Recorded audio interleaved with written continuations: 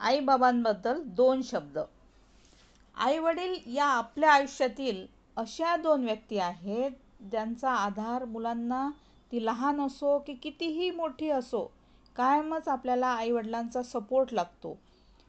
आईचं प्रेम आणि वडिलांचा आधार असेल, तर मुलं जगातील कोणत्याही कठीण आव्हानाला तोंड देऊ शकतात. कितीही कठीण प्रॉब्लेम असो, आई-वडील सोबत असतील, त्यांचा सपोर्ट असेल, तर नेहमी मुलं चांगल्या रीतीने कोणताही कितीही मोठा प्रॉब्लेम हँडल करू शकतात. मुलांना जन्म देण्यासाठी, त्यांचे संगोपन करण्यासाठी, चांगले संस्कार करण्यासाठी आईवडील आयुष्यभर काबाड कष्ट करतात. पण त्या कष्टाची झळ कधीच मुलांपर्यंत पोचू देत नाहीत.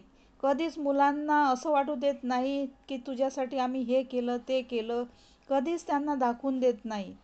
परंतु मुलं हे नेहमी विसरून जातात की आईवडिलांनी आपल्यासाठी खूप काबाड कष्ट केलेले आहेत, खूप स्ट्रगल केलेलं आहे आपल्याला वाढवण्यासाठी, आपलं करिअर घडवण्यासाठी. हे सर्व प्रत्येक मुलांनी लक्षात ठेवायला पाहिजे. म्हणूनच आईवडिलांची भरभरून काळजी घ्या, त्यांच्यावर भरभरून प्रेम करा. एवढं जरी केलं तरी तुम्हाला आयुष्यात कशाचीच कमतरता भासणार नाही. उतार वयात आल्यावर एका विशिष्ट काळानंतर आपले आईवडील आतून धास्तावत असतात.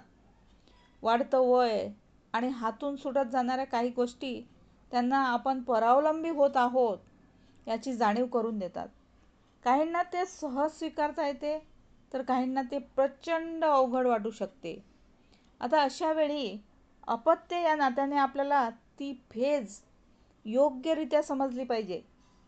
लहानपणापासून आपण आपले हट्ट त्यांच्यावर थोपवलेले असतात. तरुणपणी आपण आपल्या सडेतोड भूमिका त्यांच्यासमोर मांडलेल्या असतात.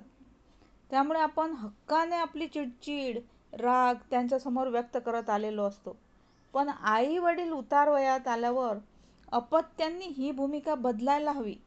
कारण या काळात आजारपण, संथपण, असंख्य आठवणींचा भार त्यांच्या मनावर गारूड घालून असतो.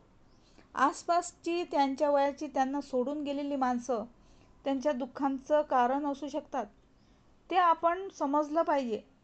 त्यात त्यांना फक्त तुमच्या विश्वासाची आणि 2 आदरयुक्त शब्दांची गरज असते.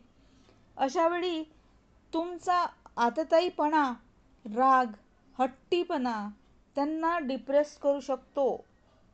त्यामुळे तुम्ही आयुष्यभर जरी आईवडिलांसमोर कोणतेही हक्क गाजवलेले असले, तरीही आता मात्र तुम्ही त्यांच्या या वळणावर तुमची कर्तव्ये समजून त्यांना जपलं पाहिजे. आणि ते फार सोपं असतं. कारण वृद्धापकाळात आईवडिलांना जपायला पैसा नव्हे, प्रॉपर्टी नव्हे, तर तुमची नीयत चांगली असणे आवश्यक असते. त्यामुळे त्यांच्याशी बोलताना तुमच्याकडे संवेदनशीलता असली पाहिजे. ते खूप सोपं होतं. ज्या मायेने त्यांनी लहानपणी तुम्हाला चिऊ काऊच्या गोष्टी सांगून घास भरवले, या वळणावर तितक्याच मायेने तुम्हालाही त्यांना घास भरवता आला पाहिजे. आईवडिलांसाठी थोडं आउटडेटेड व्हायला काहीच हरकत नसते. त्यामुळे या काळात त्यांच्याशी बोलताना, त्यांच्यासोबत वावरताना त्यांना कम्फर्ट झोनमध्ये आणण्याबद्दल दक्ष राहणे आवश्यक आहे. तुमचा एक उंच आवाजही त्यांना धडकी भरू शकतो. त्यामुळे तुम्ही त्यांच्यासाठी थोडं बदलायला हवं.